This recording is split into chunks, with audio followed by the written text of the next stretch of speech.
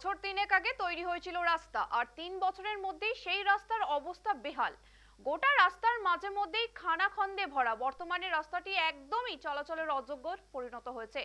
রাস্তার অবস্থা যে বেহাল, পঞ্চায়েতের উপপ্রধান তা এদিন অকপটে স্বীকার করে নিয়েছেন।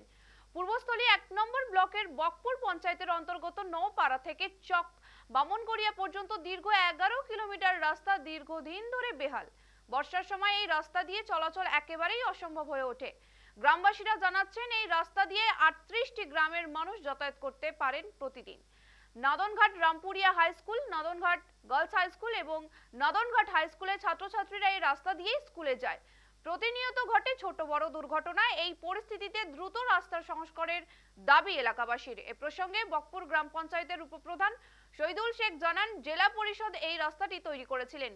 যে সংস্থা টেন্ডার পেয়েছিলেন তারা নিম্ন সামগ্রী ব্যবহার করার জন্যই রাস্তাটি দ্রুত খারাপ হয়ে গিয়েছে। বিষয়টি নিয়ে উচ্চ পর্যায়ে জানানো হবে বলে তিনি জানান।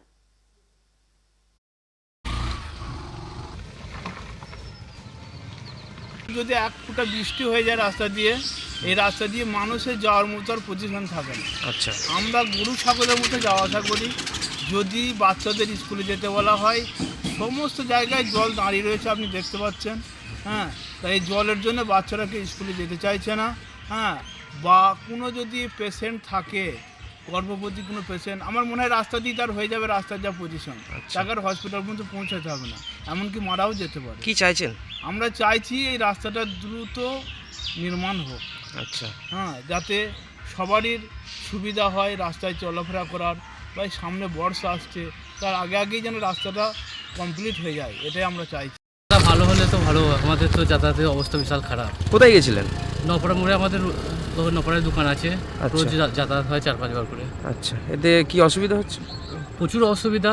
গাড়ি টোটো গাড়ি গেলে পাল্টিমেটে যায়, মোটরসাইকেলের অবস্থা। এটা কতদিন ধরে এরকম হয়েছে? এ প্রায় 2 বছরের উপরে, 2 বছর 2.5 বছর হয়ে গেল। দেখুন, পুরো রাজ্যটার অবস্থাই তো বেহাল, শুধু রাস্তা কেন, সমস্ত দিক থেকেই তো বেহাল। থাকবে কি করে? কন্ট্রাক্টরদের কাছ থেকে 100 টাকার কাজ হলে কন্ট্রাক্টরদের কাছ থেকে যদি 30 টাকা 40 টাকা কাট মানি নিয়ে নেওয়া হয়, তাহলে কন্ট্রাক্টররা কাজ করবে কি করে? কন্ট্রাক্টরদেরকে কাজ ঠিকঠাক করতে দেওয়া হচ্ছে না। কন্ট্রাক্টররা অভিযোগ করতে পারছে না তাই, কিন্তু কন্ট্রাক্টরদের কাছ থেকে 100 টাকার কাজ থেকে 40% কাটমানি কমিশন দিতে হচ্ছে।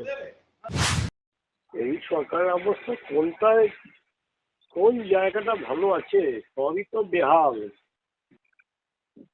নতুন কথা কিছু নেই, শুধু পূর্বস্থলী নয়, এরকম বাংলার বিভিন্ন প্রান্তে একই অবস্থা।